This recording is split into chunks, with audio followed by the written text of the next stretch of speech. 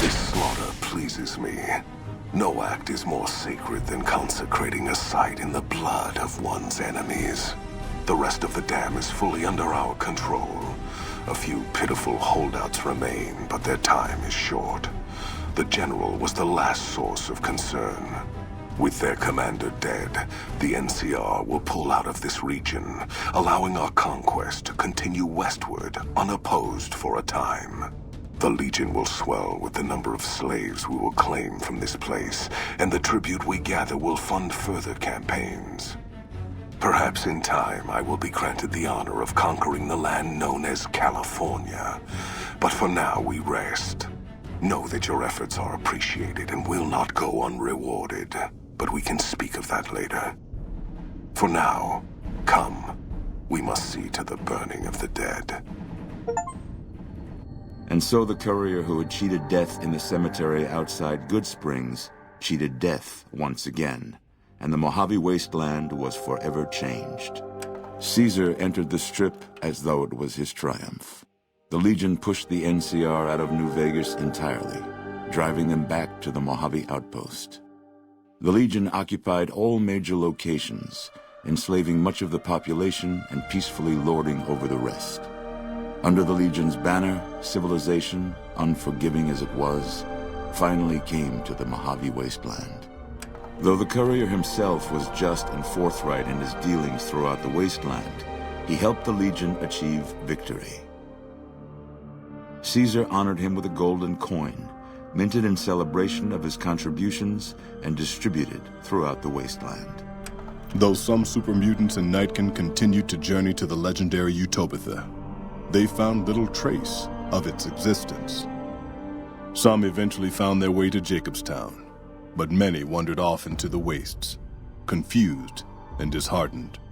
Still grappling with self-doubt over his usefulness in the face of old age, Raul was never able to find peace with himself. Eventually, he left the Mojave and assumed a new name, as he had done so many times before. Without organized leadership, the remaining boomers slowly drifted away, leaving Nellis Air Force Base to be flooded by prospectors and scavengers. All of the boomers' accumulated knowledge quickly scattered, and their existence slowly faded from memory. During the fight for Hoover Dam, the Brotherhood took Helios 1, inflicting heavy damage on retreating NCR forces. But it was a Pyrrhic victory. Once the Strip was secured, Caesar's forces overwhelmed and eventually routed the Brotherhood from Helios 1 and Hidden Valley. At odds with leadership over the Brotherhood's future, Veronica looked to the Mojave Wasteland for an answer both she and they could live with. But the answer would never come, and the dangers of the world that had left the Brotherhood of Steel behind would eventually claim her life. The Fiends attacked Camp McCarran during the Second Battle of Hoover Dam and suffered heavy losses. Caesar, unimpressed with their performance and their dependence on chems, had them exterminated. After the Legion's victory, Caesar, out of a strange respect for his old fellows, allowed the followers safe passage out of the wasteland. Reluctantly, the followers accepted the offer and abandoned Old Mormon Fort to the Legion.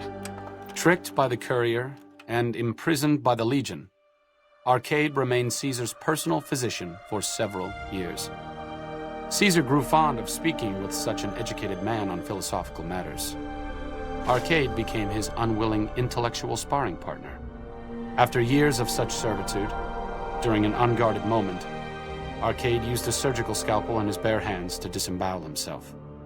Lacking any other skilled medical personnel, the Legion was unable to prevent his death. Caesar mourned his loss for months. Travelers continued to stop by Good Springs Source for water on the Long 15, but rarely would anyone venture into the ruins of Good Springs itself. Those who did were almost always tourists, come to visit the graveyard where the courier rose from the dead. As reward for their loyal service, Caesar forcibly integrated the great Khans into the Legion. The sick and elderly were killed. The women sold as wives to ranking officers, and the tribe's identity was annihilated. Though many great Khans mourned the death of their tribe, many more were ultimately satisfied with their revenge against NCR. Thanks to the courier and Lily, a cure for the Nightkin's schizophrenia was found shortly after Dr. Henry's experiment concluded. Nightkin and other super mutants in the wasteland flocked to Jacobstown, and the town became known as a haven where a mutant could find peace. Lily continued to take her medicine at half doses, and although she remembered her grandchildren, her mind remained muddled and confused. Eventually, she parted ways with the courier and traveled west, seeking the remnants of her past. Impressed with the King's continued attacks upon NCR citizens and soldiers, the Legion offered them the option of being assimilated into the Legion. The Kings refused and briefly became slaves in the Legion, but after a failed escape attempt, they were all put to death. With the transplant of Lupa's brain, Rex gained all of the donor's experiences traveling with the Legion. These melded well with his own memories of the Legion, and his new mind quickly adjusted to the myriad memories.